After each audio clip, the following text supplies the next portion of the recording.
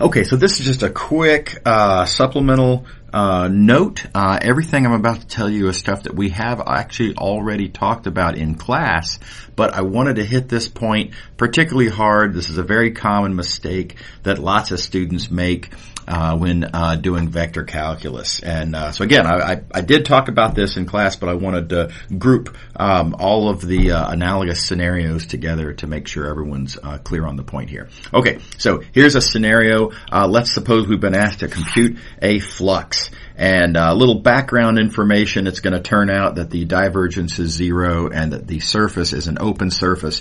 But maybe that's not given. So momentarily I'm going to scratch these out. And the scenario we're evidently starting with is just that we've been asked to compute a flux.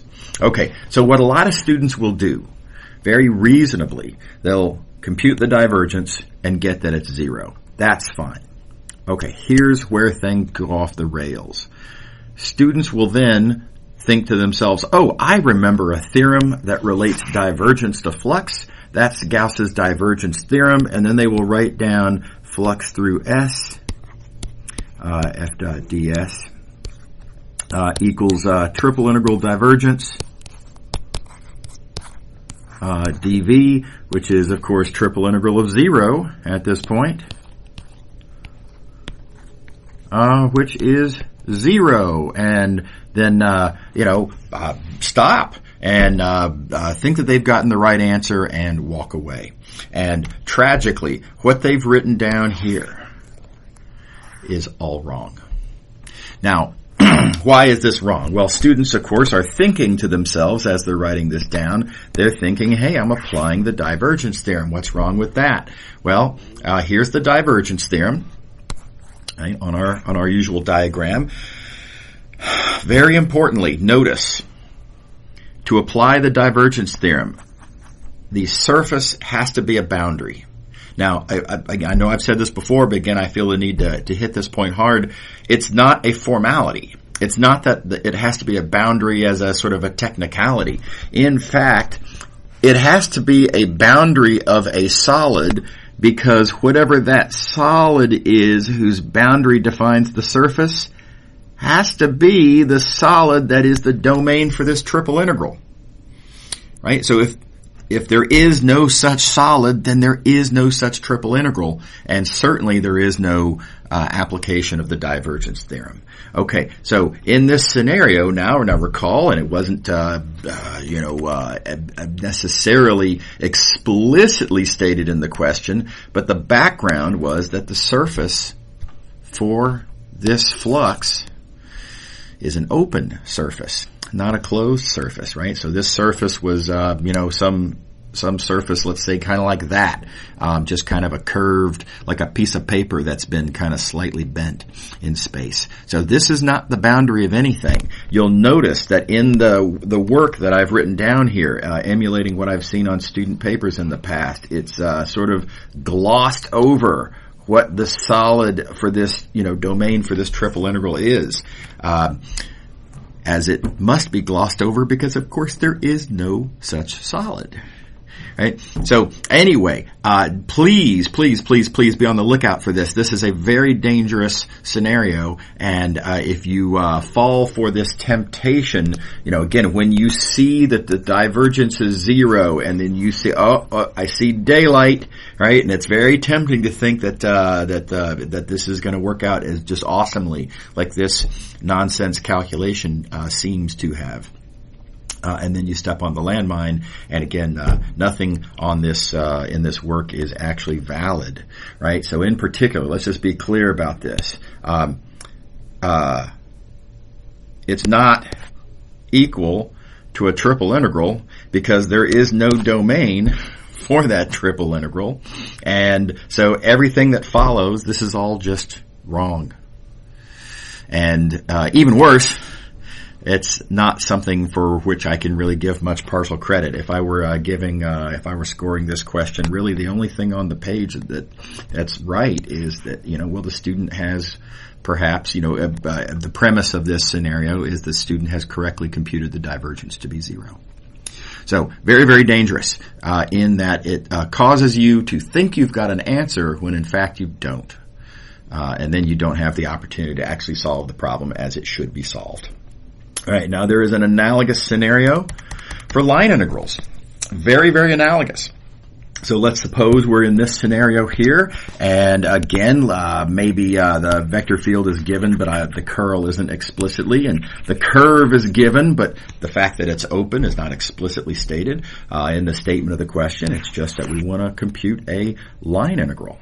And students will appropriately, reasonably, first thing, compute the curl and see 0. And then again, students will see daylight and think to themselves, oh, I remember a theorem that relates curl to line integrals. That's Stokes's curl theorem. And so students will, you can probably see this coming, but will write, okay, well then the integral over this curve of f dot dx is a flux of that curl. And of course that curl is 0, so we have a flux of 0, which again seems to appear to be 0. Again, very tempting. It looks like a good solution. It sure did work out great in terms of convenience. But again, nonsense, right? This, again, you notice I make the exact same mistake. I'm vague about what the surface is. And of course, now again, in this scenario, unstated but true side fact, our curve is an open curve. There is no such surface. Again, looking back to the diagram. Here's Stokes's curl theorem, and notice very conspicuously, in order for the Stokes's curl theorem to apply, we need for our curve to be a boundary of a surface. Again, not just as a formality, but because that surface whose boundary is our curve, we need it to be the domain of our new flux integral. So no anti-boundary, no flux integral, no Stokes's theorem. Right? So again, just like in the previous example, this is all garbage. This is all wrong. There is no anti-boundary surface. There therefore is no flux integral in the first place, and just everything that follows here is all wrong. Okay, so what we're seeing here is the importance, the great importance of making sure that if you want to apply one of these theorems, right, that is, if you want to apply it moving to the right, if you want to turn a lower dimensional integral into a higher dimensional integral, you'd better make sure that your domain is actually a boundary. Otherwise, it's not something that you can work with. Now, just as a third example, let's think about in the two-dimensional case. Let's think about Green's theorem. And so again, totally analogous. We have a theorem here, and if we want to move to the right, if I want to turn if I'm asked to compute a line integral, and I'm hoping to turn that into a double integral, well, again, right here in the statement, you'd better make sure that your curve is a boundary. Because again, whatever region we're talking about, that region is going to be the domain for the new double integral. So in that next scenario, here we go. And again, as a background, it's going to turn out that Green's operator is 0 and that the curve is open. But again, stated is just that we're computing a line integral in 2 dimensions. I should say here in R2. And so, again, students would very reasonably compute Green's operator. Once they see that they've got 0, again, students might see daylight. Again, this happens a lot. I've seen this a million times. And then write, oh, okay, well, then the integral that I've been asked to compute by Green's theorem, so they are thinking, is a double integral of Green's operator. Note conspicuously absent is what the domain is. And of course, having computed Green's operator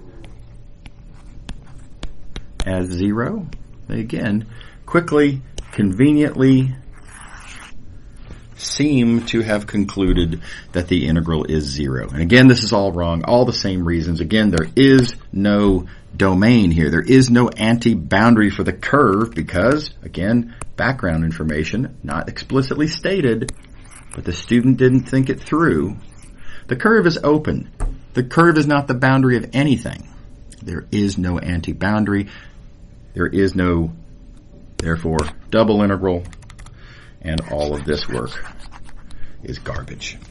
Okay, so that's what I wanted to warn students about. Please, please, please be very careful about this. If you end up writing one of these things down, there's very little that I can give in the way of partial credit. And of course, I really want to give partial credit.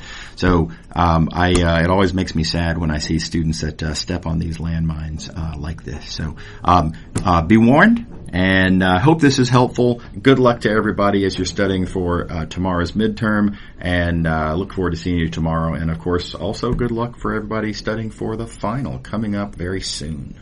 Okay, have a good day.